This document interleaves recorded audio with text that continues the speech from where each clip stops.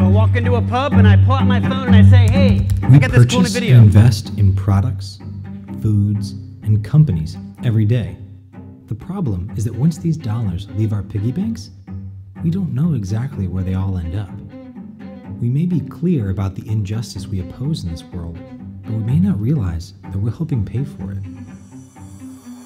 Divestment is a growing movement to stop funding companies that profit from such problems such as fossil fuels, nuclear weapons, occupation, and even terrorism. From your 401k to your local market, your pennies can be used to help good things happen around the world. But the opposite is also true. Companies don't have a conscience, and someone has to hold them accountable. By channeling our dollars elsewhere, we actively push these companies to rethink their policies. After all, injustice shouldn't make a profit. Let's put our pennies to good work.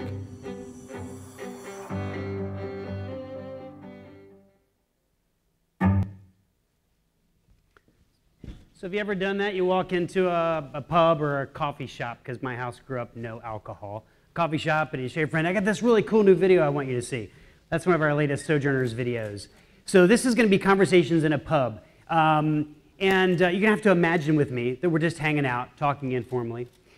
Now, when I grew up in the 1970s, just outside of Washington, D.C., there were 4 topics that we were absolutely not allowed to talk about, certainly not in polite company. And I'm hoping you can help me now by getting to those 4 topics. And maybe there's some cultural differences, but I think we can probably get to those 4. Just raise your hand and I'll call on you. We'll get to the 4. Yes. Religion. You got it. Politics, sex, and... Ooh, I like that. Money. But race, that was so far beyond even prohibiting, right? That was even tougher. Money, politics, sex, religion. Those things were not able to be talked about. But at Sojourners, we talk about those all the time, and we do it publicly. But what we're going to do now is have a little more of like an informal pub-like conversation where I'm going to bring out some spirituality statements and ideas and get you to help me have a little bit more of a rowdy conversation than just a presentation. So when we put spirituality together with social justice, does that seem to you like an odd pairing?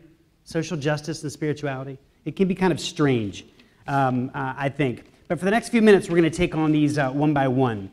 Here's the first. Our spiritual practices help us answer our deepest questions. Give me an example of one of our deepest questions as humans. What is the meaning of life? Meaning of life, second one. What's my Purpose in life. What happens once we die? What happens once we die? Let's have a fourth. Is there an afterlife? Are we alone in the universe? Who are you? Love it. How did I get here? What does it matter? To what end? What do we owe one another? How do I connect with the divine? So those are the spiritual practices that we come to. That's very helpful. So what's the difference between spirituality and religion? Anyone want to take a guess at that?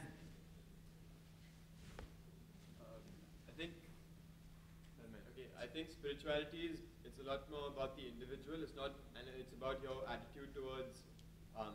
It's about your understanding of the universe, and it's not about religion, which is also it has a set of rituals associated with it. It has a set of beliefs about a higher power and things like that. Well said. Somebody want to take a second shot? I believe that religion is basically formalized spirituality. Helpful. Do we have a third and final one? I think that spirituality is something where you try to find how to become a better person, and religion is where you kind of learn things that other people have said about themselves. Cool. Since we're in a pub and I'm taking the tab, I'm going to pay for your drinks. Let me take one last one. Religion is professionalized, spiritualism is not. Powerful. Here's my little formulation. Religion is a particular manifestation of spirituality, but not the only one. And spiritual practices can be a part of religion, but not the only practices. Okay, here's our next one. I find that sometimes we conflate or confuse spiritual observations about ourselves and then transfer them to the world. So we globalize the particular, or we particularize the global, and that can have some problematic effects. Any idea on why that's bad, to take your own spiritual practice and then assume it applies to the entire world, or take something that you think is a general revelation and then it comes back and you put it to yourself? Yes? Maybe because spirituality is different for everyone, you know, because for me being spiritual and a spiritual practice for me is very personal and maybe about finding myself, which is very different from what it would be for you. So you can't impose your own practice on someone else or expect them not to do it their own way. Very helpful. Do we have a second one? Yes? Maybe our personalities Personalities are different, yeah. interrupt in our spirituality. Yeah, I love that. Last one here. By imposing your spirituality on someone else, you're saying mine is better and yours isn't as good. Great reflections. I can already feel the bar or the pub heating up. Or like I said, the coffee house. Here's one. Spirituality that has no room for social justice and humanitarianism is not a rich and true spirituality. It's kind of like pornography is to sex. It's flat, not the real thing. It's mimicking of it. Does that make any sense? What do you make of that statement? I just dropped that on the table in the pub. What do you make of that?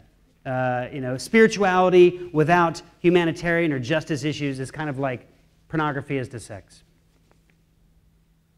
It's a pub. It's a casual conversation. It's a pub. I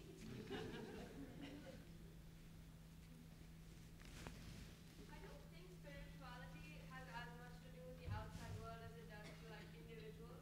Like if I say I'm in touch with my spirituality, I'm usually talking about me and my soul. It doesn't usually have anything to do with outside world distinctions at all. Shanta's really got it there. That's fascinating. So how do we take the spirituality piece and put it out into the rest of the world? That's a great challenge we try to do all the time. Here's the fifth one. If you're hoping that spirituality is something that we kind of just get rid of in the modern world, just get rid of that, just push it aside, late modern secular world, a fascinating postmodern project, let's just crush religion. I would, I guess, suggest to you that it might be a little easier to crush politics, religion, or money as it would be sex. So help me rank these as you think it'd be the most difficult to get rid of. Who thinks of those four, if you wanted to imagine a world that was new and different and you were in control, what would be the hardest for you to get rid of? Money, sex, politics, religion. Raise your hand if you think religion would be the hardest to get rid of. Okay. Sex to be the hardest to get rid of, by which I mean sexuality. How about politics? The hardest to get rid of. Oh, some intractable politics cynics. I like that. Money. Interesting. Bitcoin may not be the future of money there for you all.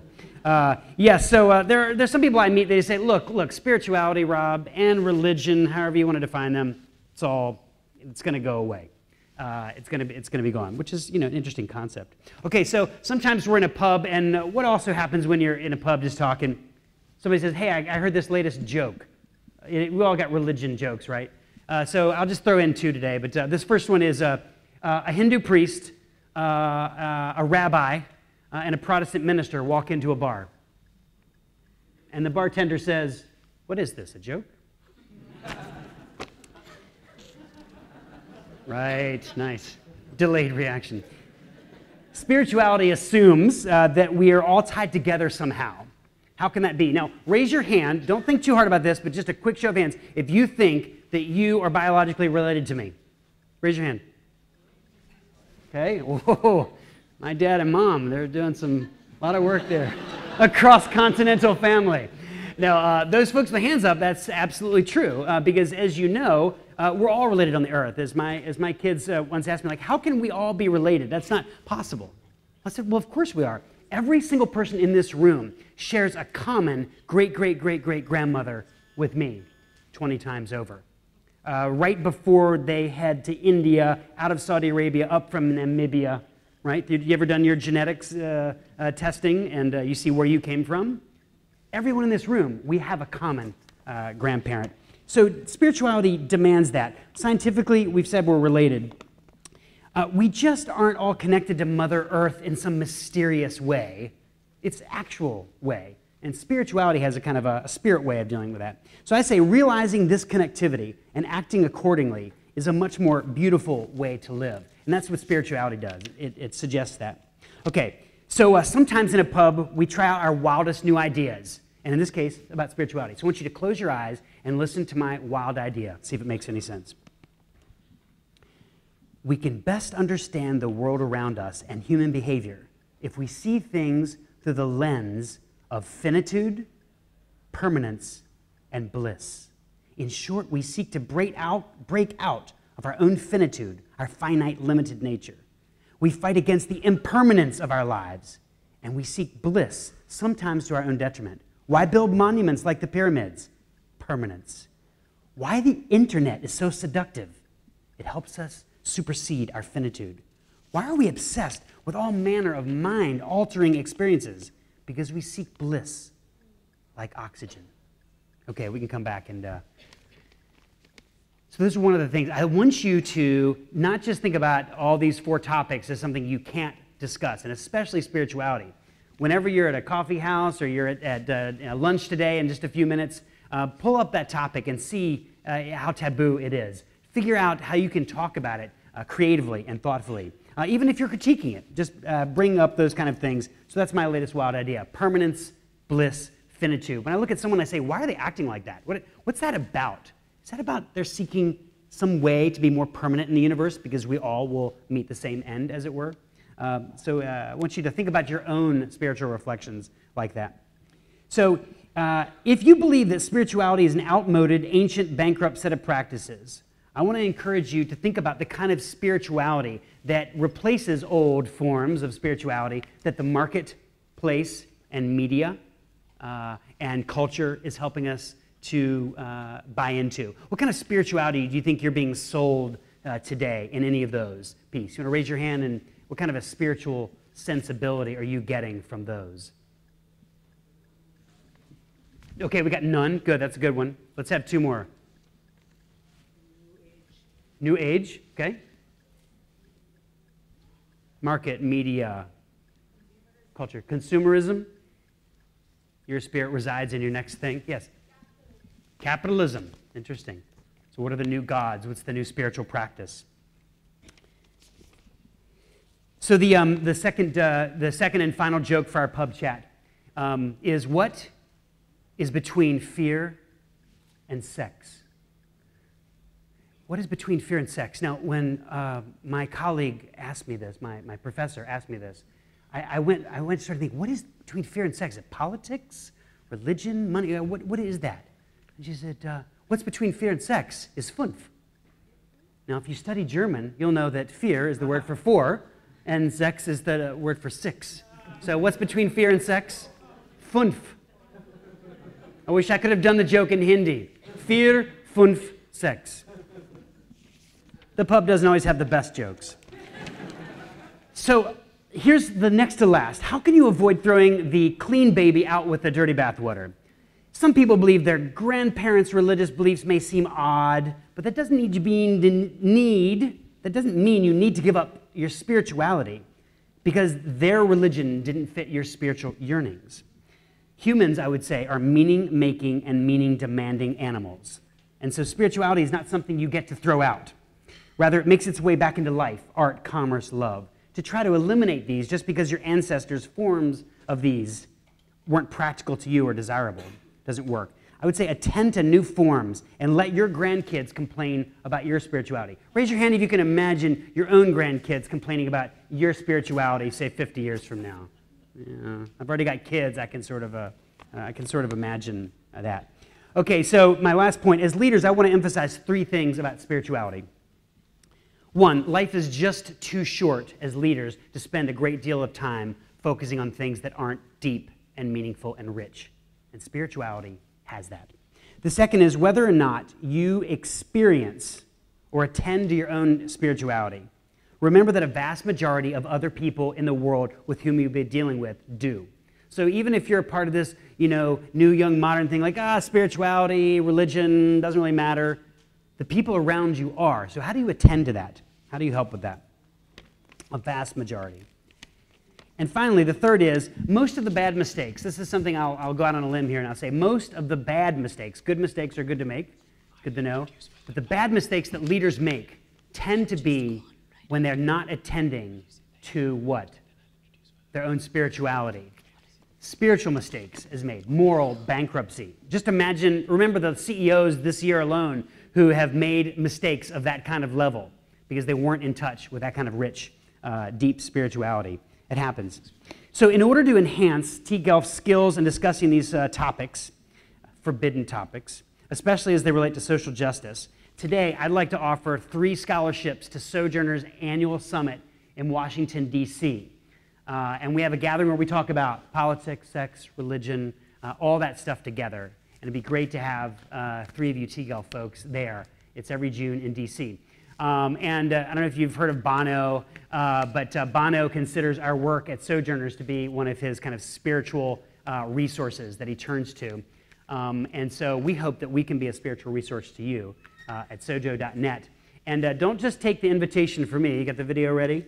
To our summit. I want to close with this video, if we've got the right one here, as an invitation to you. Thank you.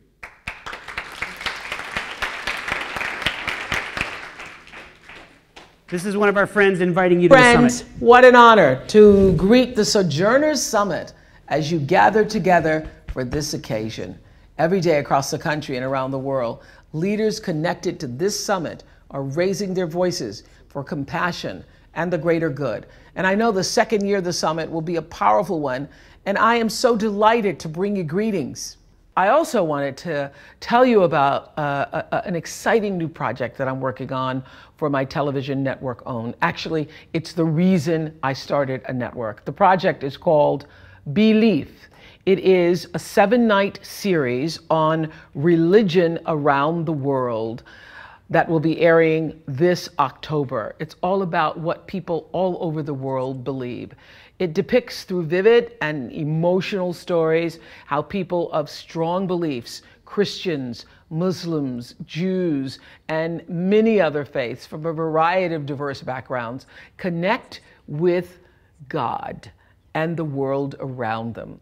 Now, we've been working on this project now for 3 years and have traveled all around the world to find some of the most compelling and thoughtful stories of faith, of love, and devotion. This has really been my life's work and my heart's work. The reason I have a television network is to be able to share stories that I believe reflect our world and connect us together as human beings. And that's what this series does. I just am so happy for you all to be able to see Belief and welcome your support in sharing its important message. To learn more about the series and stay connected, visit oprah.com/belief. Again, please accept my best wishes for a wonderful gathering. And thank you all for all that you do to strengthen our communities, our country, and our world. Thank you.